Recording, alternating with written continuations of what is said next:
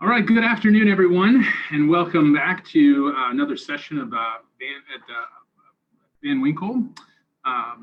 Today's session is about probate and avoiding the big bad wolf who's often named probate. So thank you all so much for joining us. My name is Brian Lawler, and I am an elder law attorney in the Trust and Estates and Elder Law Group with Van Winkle. What does that mean? Well, in addition to sharing a lot of other similarities with my trust and estates colleagues, I also focus a lot of my practice on planning and dealing with incapacity, whether that's because of an illness like Alzheimer's or dementia, or some other acute illness that might cause incapacity, like a stroke or a heart attack, or more recently, maybe coming down with COVID-19. In addition to that, I also do a lot of planning for healthcare needs, long-term healthcare needs. Focus a lot on protecting assets so that while you figure out how to pay for long-term needs and long-term care, and really any other issues that might be related to aging on your own terms and getting older and still being able to control how you age and aging. So I'm going to do a brief recap of the first two sessions that we've already had. First, we heard from John Kelso and Melody King on creating a will and the importance of doing so. They asked or answered some really important questions, like, is it necessary to have a will? Well, no, not necessarily. I don't know that it's necessarily absolutely critical and you're going to be totally in a bad spot if you don't. But more importantly, is it important to have a will? And the answer to that is a resounding yes. It is a really, really good idea to have a will, whether that be for the sake of your family or your friends or whoever you are leaving behind. And largely, depending on you, your family, and or your assets, it may be critical to having a will. Can a will accomplish everything you want it to? Well, that really largely depends on what you want to accomplish after you're gone. You can, or a will can accomplish a lot. It can accomplish most things, arguably, but it's not going to necessarily do everything. And so in some cases, a will might be the best vehicle, but in some cases, you might need to look at some other means of planning for your estate. In the second session, we heard from Coral Allman and BJ Kilgore on probate. More importantly, they were answering the question, what is this thing called probate? And put simply, what we learned from them is that it's a public disposition of your assets through a proceeding that's overseen by the court. But it's more than that. It's a process. And it's a process which can often take at least 3 to 4 months. It can oftentimes take much longer depending on the assets that you have, your beneficiaries, and how complicated each of those things are. And frankly, I think the worst thing about probate, in my opinion, is how frustrating it can get. It can be tedious. It can take way longer than you think it should. It can seem ridiculous and bureaucratic at times, and it can seem like the wheels of justice move about as fast as stale molasses. Needless to say, probate can get a little complicated, and perhaps you want to avoid complications. So while a will is good, and we learn that, it does lead to probate. And while probate isn't all that bad, it oftentimes does act like a wolf in sheep's clothing. So my primary purpose to talking to all of you today is to discuss some strategies to avoid probate, including some of the risks and rewards that may come along with that. And I'll also mention a couple of reasons for why probate is, in fact, the best strategy for getting exactly what you want. So it's not all bad. Sometimes it's exactly what you need it to be. So first, I am sure that you have heard about trusts. And you've probably heard that they are one of, if not the best, way to avoid probate. And trust me, while I love a good, well-crafted trust, the secret is that not everyone needs a trust, despite what you may hear on TV. Trusts are good, but they can be complicated and they can be costly if done correctly. And while they are a really great way to avoid probate, they aren't the only way to avoid probate.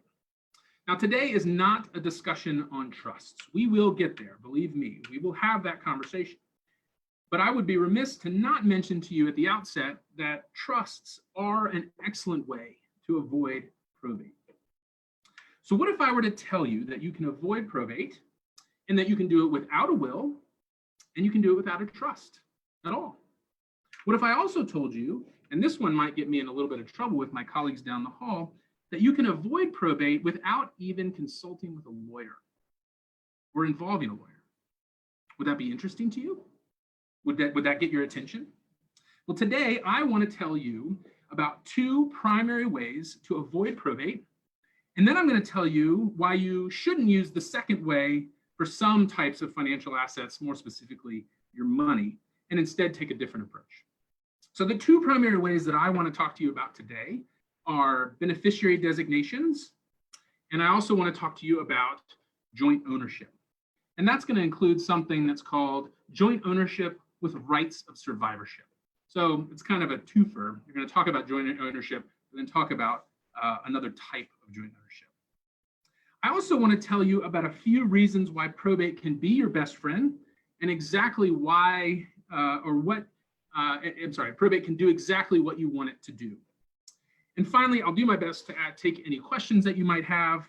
And if for some reason I can't answer a question, or maybe I don't know the answer to that question, I will certainly consult with the unmatched brain trust of the Van Winkle Law Firm, and I will get back to you and answer that question. So first, let's talk about beneficiary designations. It is one of the most common ways to avoid probate, and it is a rather simple means of avoiding probate. So what is beneficiary designations? What are they? Well, very simply, they are a means of naming a person or persons, or maybe a charity or a trust, as the beneficiary, as the direct beneficiary of an asset. So the best example to think about this is in the context of individual retirement accounts or IRAs, 401ks, other types of retirement vehicles, and life insurance. Those are probably the two most common assets that we have, or that you may have, that would have a beneficiary designation option. So very simply, when you open an account or you open a new IRA, maybe you go and take a new job and they have a matching program and you start a new retirement account. And so even if it's when you open the account or really at any time during the life cycle of an account, you can request from the bank or from the custodian, whoever's managing that account, the life insurance company, you can request what's called a beneficiary designation form. It's just a form that you use to identify who you want to name as the direct beneficiary of that asset upon your death. You write in on the form who should get the money or should get the asset, and voila, you're done. It's really quite easy. And the truth of the matter is you can change it at any time and just about for any reason. So it's a very useful and efficient way of naming what might be your most substantial asset and getting that asset to whomever you want it to go to after your death in a very streamlined and easy way. So how are they used? Well, like I said, they're a means of direct transfer of an asset outside of the context of probate to the beneficiary or the beneficiaries, plural, that you name. So what happens? Well, at your death, the beneficiary contacts the financial institution, the firm, the custodian, whoever it might be. Typically will show them or present to them a death certificate that prove that you have in fact passed away. They probably have to sign a bunch of forms or other things. And after they've done that, then they simply collect the asset. Maybe they turn it over or roll it over into an inherited IRA or something like that. Or maybe in the sake of a life insurance policy, they simply get those assets. Sounds simple enough, right? And it frankly kind of is, just that simple. So, but who can I name? So you really can name anyone you want. You could name an individual or multiple individuals. You could name a trust as a beneficiary of an account or of an insurance policy. You could name a charity. You can even name your pet. Well, you can actually name a trust for your pet, but you get my point. You could name just about anyone you want and just about any combination of those people that you want. So you might name, 40% to your children. And maybe you name another, 40% to a trust for the benefit of a child with special needs that maybe, or a grandchild or something like that. Maybe you add another 20% to a local charity that you've wanted, that you've supported during your lifetime. You can come up with all kinds of combinations. So who should you name? Well, this is really a question that largely depends on the asset and the purpose of what you want to accomplish in gifting this asset to that person. So again, let's talk about, just as an example, let's talk about life insurance policies. They're again, one of the most common forms of assets that have beneficiary designations, and that you typically, that you have to name a beneficiary. I like to think of it in the context, if you had a life insurance policy and then you had, maybe we'll call it some unique beneficiaries. Maybe that's a minor child, maybe about several minor children, and you want to make sure that your life insurance policy passes to them upon your death. Maybe you have some bad kids, or kids that, not bad, but maybe some kids that don't take care of money very well, or maybe haven't been very responsible with their assets. And it causes you some concern about how they might manage a large windfall like a life insurance policy. Maybe you have a child who has some special needs. Maybe they are receiving some sort of public benefit, like a Medicaid, and they really rely on that public benefit for their medical needs, and receiving a large windfall could potentially disrupt or interfere with that benefit. So who do you name? Well, maybe you don't want to name that individual because you could really mess things up for that person, or you could really mess things up for your plan. And so maybe you're naming a trust for the benefit of that person. Maybe you're naming a custodian for the benefit of that minor child.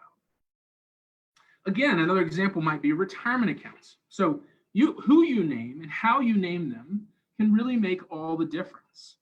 So earlier this year, I guess really late last year in 2019, Congress passed a law called the Secure Act.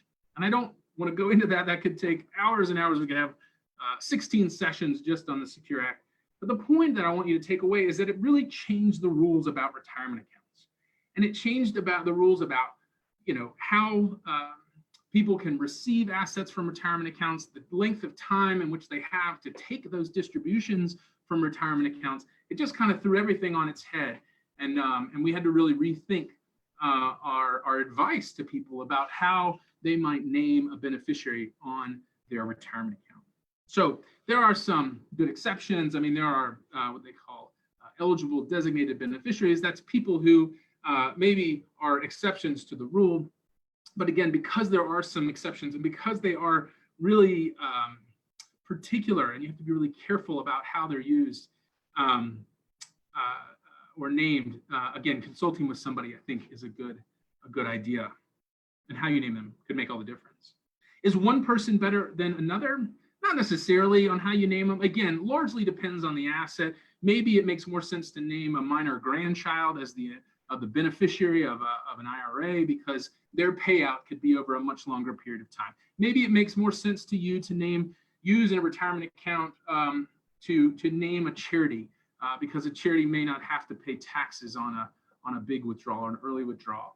And so maybe that makes a difference to you. So yeah, maybe there is one person or entity that's going to be better over another, depending on what is important to you and what it is that you want to accomplish.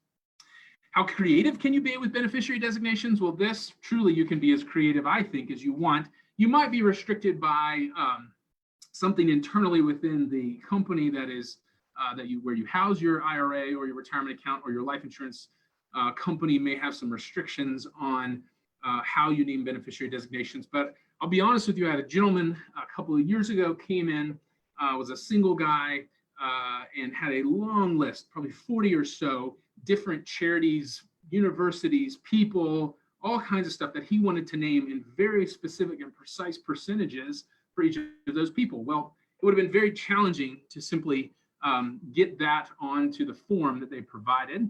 And so we had to be a little more creative, but we were able to do it. And we were able to work with the financial institutions to ensure that those organizations and charities that were really important to him were able to receive those assets fairly well streamlined after he died.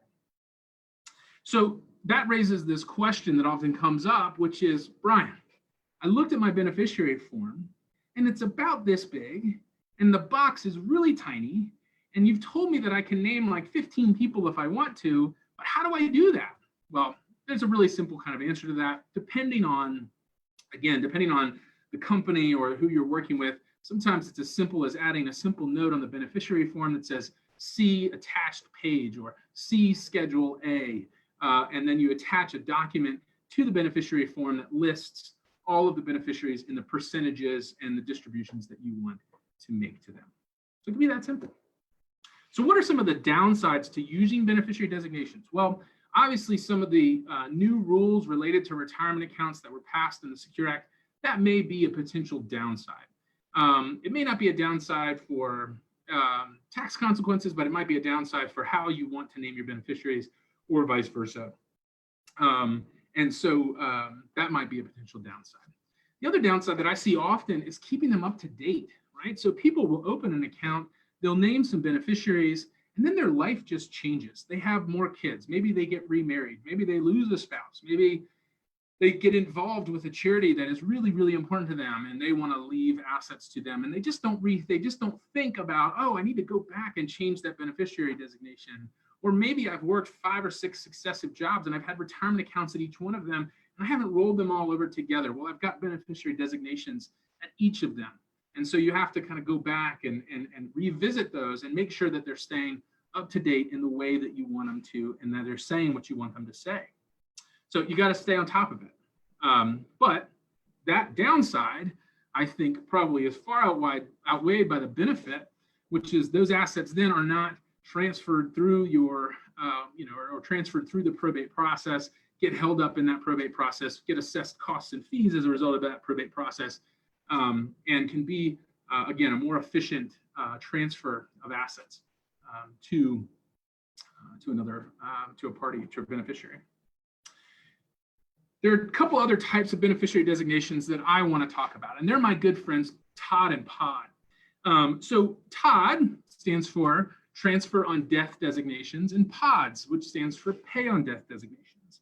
So what are TODs and PODs? Well, TODs and PODs, other than being really funny nicknames for childhood friends, are essentially beneficiary designations for bank accounts or brokerage accounts or other types of financial accounts like that.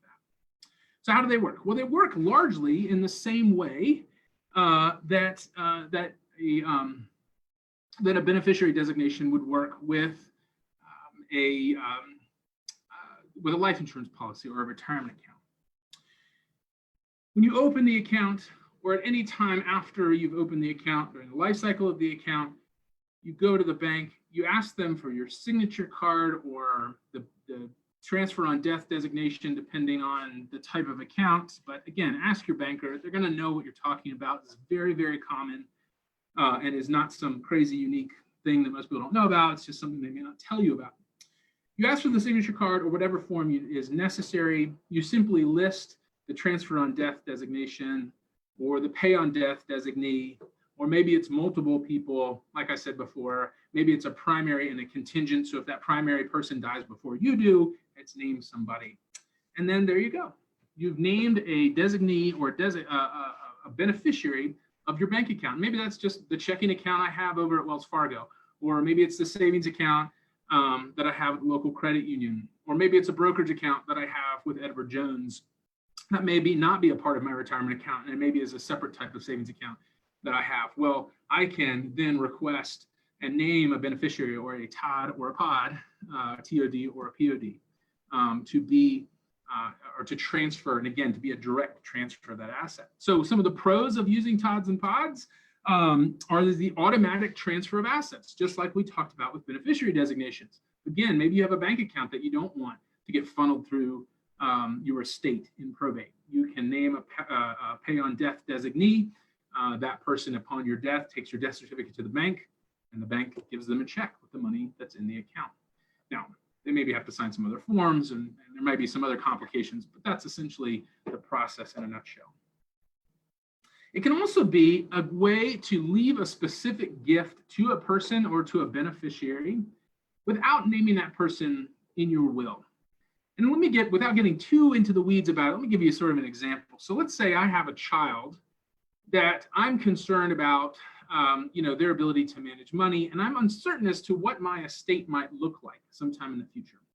So whereas I might normally say, well, I really want to name all of my children equally, and they all receive, a 33 1/3% of my estate upon my death. Well, maybe that 33 1/3% could be a substantial amount. I hope it is. I hope if I continue to do well, maybe it will be. And maybe that's too much. Maybe that's more than what I want to leave for that particular child, for whatever reason my reasons might be. And so maybe what I do is I say, I'm going to go ahead and open a bank account.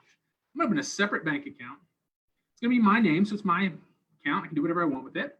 And I'm going to start adding money to it. Maybe I'm going to take some money away. Depends on the situation. Maybe it's too big. Maybe I'm using the account for whatever reason I'm using the account. But my point is that you have a bank account. I've named this child, or maybe a grandchild, or maybe a friend, and I've named them as the pay on death designee. And I can, over the course of my life, determine how much the specific gift might be in that account.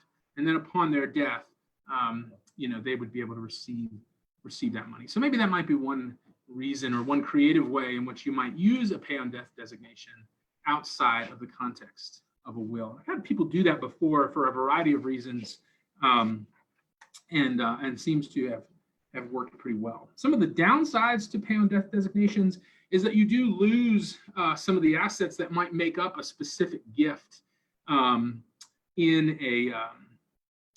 it might make up a specific gift within your will. So if in your will you've named, a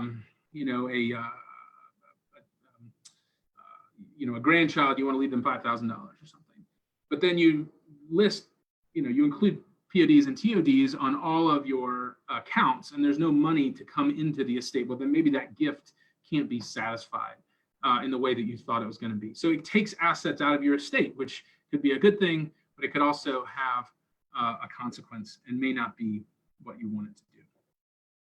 So I have a quick question here. If you have a joint bank account with the deceased, would you need a TOD or a POD or a TOD or a POD? Not necessarily. Honestly, we're going to talk about joint ownership in a minute. If you own an account jointly with another person, and your death, that person would just be the owner of those assets. But there's some real downsides potentially to doing that. That would be downsides during your lifetime, and I will certainly touch on that. But a TOD or a POD probably wouldn't be necessary if you intended for the joint owner to receive those assets and you didn't have any concern about them being a joint ownership. If you don't have beneficiaries listed as a TOD or a POD, will they just pass under your will? They will. Yes, that's the answer to that question. They typically would then just pass, again, assuming there wasn't a joint owner or something else like that, then they would go through your will. And those assets, you might want them available in that way to pay estate expenses or to maybe pay an unknown creditor that might be lurking out there waiting for you to die so they can make a claim against your estate. So there might be some benefit to having an amount of money pass through your estate, and maybe you don't want to use a TOD or a POD account. So the next one I want to talk about is joint ownership. I want to spend our time on the last bit of time that we have on this means. So joint ownership, and specifically I'm going to start with a type of joint ownership called joint ownership with rights of survivorship. It is a very useful tool, or it can be a very useful tool, depending on the asset. So what is it? Well, it's a form of joint ownership in some type of personal property or real property. And it's a type of joint ownership where upon the death of one joint owner, the other joint owner or owners just automatically own the property completely and totally. So when would you use it? Well, there's two common times that you might use it.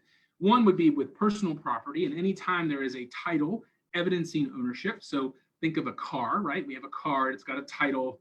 Maybe you own it jointly with a spouse even. And that might be a time where you want that ownership type to be what's called joint with right of survivorship. And I'll tell you why in just a minute. Real property might be another way in which you own property. Maybe you own property with someone that's not your spouse, and you own it with them jointly with right of survivorship. Again, although real property is one of those assets that really is a non-probate asset, it passes outside of your will and outside of the estate, generally speaking. There may be times when a joint with right of survivorship ownership makes more sense because the jointly with right of survivorship really takes it a step further, takes those protections a step further. So what that means is that in the estate process, although real property passes outside of your estate, it could be clawed back into your estate. If I'm administering an estate, let's say I need to claw that property back into the estate to satisfy a significant creditor. Maybe it's a massive hospital bill that needs to get paid. It's tens of thousands of dollars. There's no way the estate could afford it. We can actually bring that real property back into the estate to have it sold to satisfy those creditors. Whereas owning a property jointly with right of survivorship arguably receives greater protections, and the property may not be clawed back into the estate, at least not that easily, and arguably shouldn't be clawed back in at all. So how does joint with right of survivorship work? Simply it's adding a name to a title, either by sale or by gift, of an interest in real property. So again, using that car title as an example, if I add a joint owner let's say I add a joint owner, that's my spouse. Let's use this. It's a great example. My spouse and I, my wife and I own a car, and we own it jointly. And when we went to the DMV, we noticed that both of our names were simply listed on it, my name and my wife's name. What we did is we added, and we asked that they add the magic letters JWROS. Sometimes it's JTWROS, but ask the DMV. They're going to list out JWROS. And so what that means is that at my death, my wife now just owns the car. If I didn't have that, my wife would own half a car, my estate would own half a car. It would have to go through the probate process to get my half of the car transferred to my wife. It's just kind of a complication that's seemingly unnecessary when all it takes is adding some magic letters onto that title. And that's one of the more easy ways to do it. With regards to real property, it's not quite that easy. It takes a little bit more effort, but it may require selling a portion or an interest in your property, maybe gifting an interest in your property to the person that you want to name as a joint owner. And then at the death of the first owner, the other joint owners simply own the property. But there's some risks, believe it or not. There's always risks. One risk is that gifting property to another person may have some unintended consequences, whether it be tax issues or maybe some unintended consequences in the context of long-term healthcare planning. And so I would really encourage you to consult with an attorney before you start, just giving your stuff away and adding people to your name. So the other is, and the other risk is that adding somebody as a joint owner with right of survivorship may change your overall testamentary plan. Because again, you may have this idea that your house is going to go to all your kids. Then at some point you add child one as a joint owner with rights of survivorship. Well, at your death, child one just owns the house, and childs 2 and 3, they're out, and they don't have an ownership interest in that house. And so that may be an unintended consequence that you did by adding one child as a joint owner versus others. So the other thing I want to talk to you about is joint ownership, just general joint ownership. And there are all kinds of things you can own jointly. I could own this mouse jointly with my law firm, or I could own all kinds of things jointly. But what I want to talk to you most specific, or in this context, is the most common way that people think about owning assets, or the most common joint assets that people have, and that's bank accounts. So a lot of people think, oh, I'm going to have just, I don't need to worry about my bank accounts. I've put my son on my account, and he's the joint owner, and he can take care of any issues. We did that super easy, no problem. Well, how does it work? It can be just that simple. I have a bank account. I add someone to the name to the bank account. They're a joint owner, and now they own that asset just as much as I own that asset, and they're entitled to have rights to that asset just as much as I have rights to that asset. So when might you use it? Well, you might use it as an alternative to a gift and a will. Maybe use it as an ease to paying bills and that sort of thing. But there are some downsides, and I want to make one point before my time is up on this, because I think it's really critical. I would advise you, or I would suggest that you really think critically about naming someone as a joint owner on a bank account. And the reason is because if you do that, you expose that bank account to the creditors of that joint owner. Now you might say, well, I've added my son, he's got perfect credit, great job, no issues there, not concerned. Well, then you think about, like, gosh, what if he got into a car accident? Totally an accident, maybe it was his fault, maybe it wasn't his fault, but it wasn't intentional. he gets sued. And through the process of litigation, a judgment is taken out against him by the person he injured. And maybe that judgment is of enough money that it's over and above what his insurance pays for.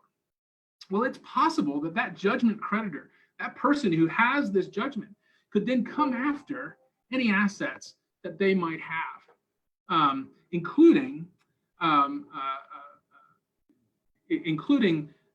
bank account that they share jointly with you. And so that creditor could come in and try and scoop out your assets, your bank account, in order to satisfy that account, or satisfy that judgment. So, quick alternative approach: maybe you add that person as a power of attorney on your account rather than a joint owner. They can do a lot of the same things, but then you don't expose your account to their creditors. I've run out of time, folks, and I could talk about many more minutes. Thank you so much for your time and attention. Please join us on Thursday, where we're going to be talking about will disputes and rights of disinherited spouses. And certainly hit us up on Facebook or email us if you have other questions. I'd be happy to answer your questions. There are some ways that of why you might want to avoid probate. And don't worry, we're going to talk about some of those things in future sessions. I just was going to forecast some of them today. And thank you all so much again. It was great talking to you, and have a great day.